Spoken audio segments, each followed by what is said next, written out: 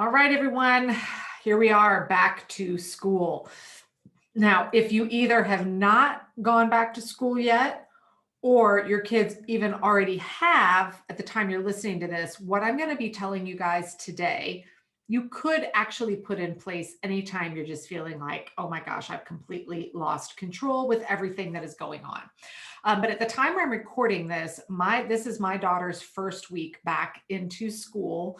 She is on what's called a modified calendar, so they start much earlier because they have breaks throughout the year. And I want to share 5 things that I am doing that I would encourage all of you to do to help with this transition of out of summer mode and getting back into school. Now, these 5 things I'm going to be teaching you today are things you could really apply to any time there's a big schedule change. It doesn't just have to be back to school, but since we're in that season, and I have a lot of fellow moms out there that are feeling like we're pulling our hair out trying to figure out this transition. This one for our family is a particularly big one because my daughter is now leaving elementary school and going into middle school. So it's a completely different school, a completely different schedule routine than what we've had basically for the last 6 years. So it's a lot of changes for us.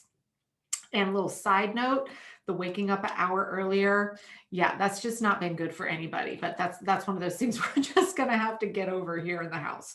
So let's go through 5 things to help you with this getting back to school.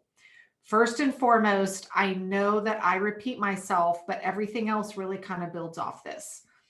You need to create a weekly plan before that first week of school, laying out what is the first week going to look like.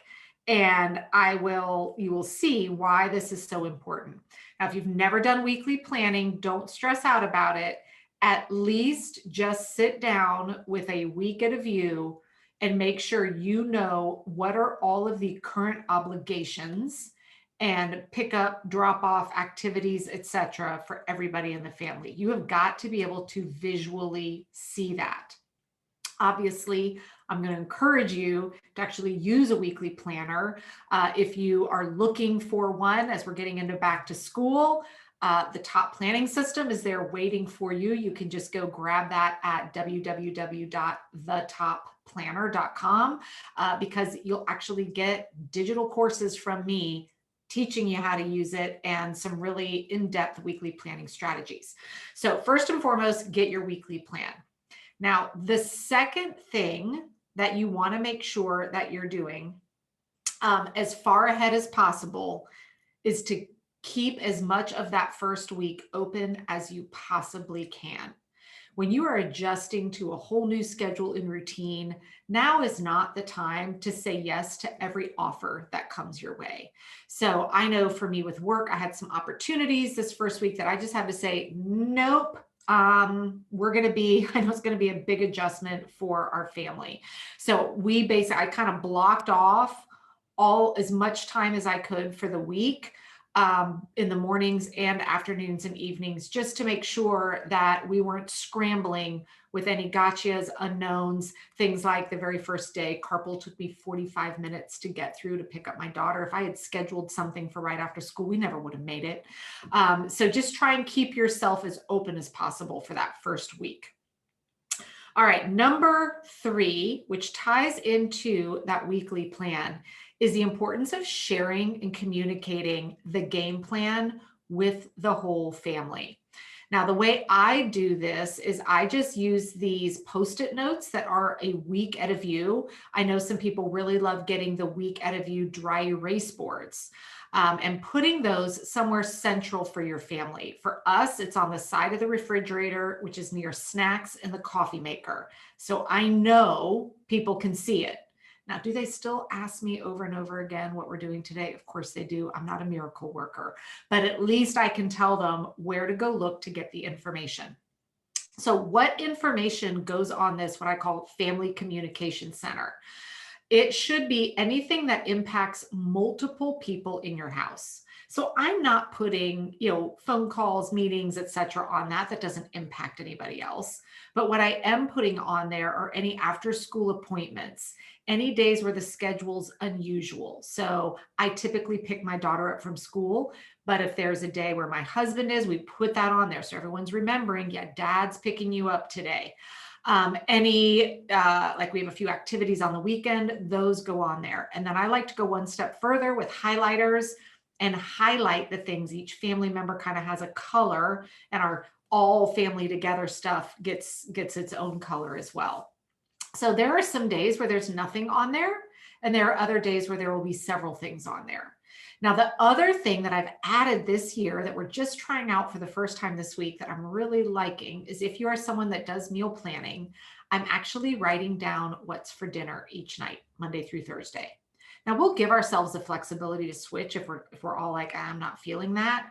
But I hate being asked at 6 o'clock in the morning, what's for dinner tonight? Like, I hate it. So now that I've got that on the communication center, I can just tell them, go take a look. So that's the third thing.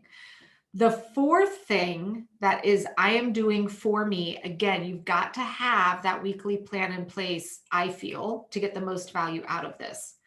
All week long, I'm conducting a time audit. If you've been with me for a while, you've heard me talk about time audits. They are not a one-time thing in life. If you've been through my top program, you know that's where we start. Week 1 in the program, you're doing a time audit. And I encourage people, anytime you've got a big schedule shift or change, to go through a time audit, or anytime things just feel like they're out of whack. So what I'm doing is I've got my weekly plan laid out in my top planner. And then as the days are going by, next to it, just in a light pencil, I'm actually writing down what I actually did. So I've got my plan in place, but as we know, plans don't always go exactly the way we want, right? So I'm actually writing in how things are going. Like, for example, school pickup is taking a lot longer than I thought it would, but my time audit is capturing that. I'm also capturing what's working well and what's not in the mornings. I'm not sure I'll ever figure anything out to actually get my child up and moving with excitement at 6 a.m. But I'm tracking how long activities are taking. So not only am I now, capturing, here's what's actually going on, but now I'm also seeing, okay, here's what I planned, and wow, that didn't work. Now, the fifth thing, very similar to the time audit that I'm doing all week, as I'm doing an energy audit simultaneously. Now, I don't talk about energy audits as much. I talked about it in a previous podcast episode. I think it was entitled, Can You Really Do More in Less Time? And the idea with this, when I talk about energy audits, is just understanding, when are you high energy? When do you kind of dip and hit your lows? When are things easier for you? When are they harder? Because what I'm having to figure out for me personally, I'm having to shift a lot of routines I've had in place for the last 6 years because of all the time and schedule changes. So as I'm capturing my time audit of what I'm actually doing, I'm also notating, like, how am I feeling? Did I tap out? Am I exhausted? Did that task take twice as long as I thought? Maybe because I'm feeling very lack of focus and disorganized. Am I like, one of the things I'm capturing this week is I'm trying to exercise at a very different time than I'm used to. So I'm capturing, how do I feel about that? Did the workout seem harder than it should have, or was it easier? So then at the end of this week, and I guess technically this is number 6, is I am going to be able to go back and look at my weekly plan along with the time audit and energy audit. And I am going to be able to take all of that information that's sitting there right in front of me to set up and tweak a better plan for next week. Because here is what I don't want for you. And I see it happen time and time again, where people will when they don't take the time to really analyze what's going on, how did things work, what's working well and what's not, they just keep repeating the same difficult thing over and over and over again, or they keep trying to shove the same routine into a certain time slot of the day that's just never going to work well. And then they're exhausted, and then they say planning doesn't work. Planning works if you capture the right information and learn from it and tweak and alter as you go. So I already know some things that I'm not loving about this week in terms of how the morning's going, that I'm going to try changing next week, and I'll be able to see how that goes. I'm also learning how to navigate the school pickup a little bit different, so that it's not a 45-minute sitting in line situation. And we're also learning that we need to adjust our dinner times as well, along with some other things. With my work time, I'm now realizing the times that I was planning on being able to walk the dog around calls, etc. Some of the days worked really well and others didn't. So now I'm able to try and get more of those better working days into my plan for next week. So quick recap, 5 things that you can do to help you transition into a completely new schedule. I'm using back to school as an example here. First is lay out your best guess plan for the week. You have to start with something, right? We got to start somewhere. Second, if you have not started yet your back to school or whatever this new schedule changes, try and protect as much time that week as you can. Do not overcommit, because you don't know what you don't know yet. Third, find a way to set up that communication center for your family. All right, whether it's a dry erase board, I love the weekly Post-it notes, whatever that is for you, and put this stuff in there that impacts multiple members of your family. Then 4 and 5 is, as the week goes on, conduct your time audit and your energy audit, so that when you sit down to do your plan for next week, you are going to have all of that powerful information in front of you to make it even better. And over time, having done this a couple of times, this is a much bigger schedule change than I'm used to. I expect it will be a good 4 weeks before I feel like I'm getting comfortable, getting confident in what's working and what's not, and what routines I can really feel good about. So this is not a one and done, but I expect by week 4, I'm going to be feeling really good that, the new morning routines, evening routines, recognizing what works well at what time is going to really start to be able to come second nature.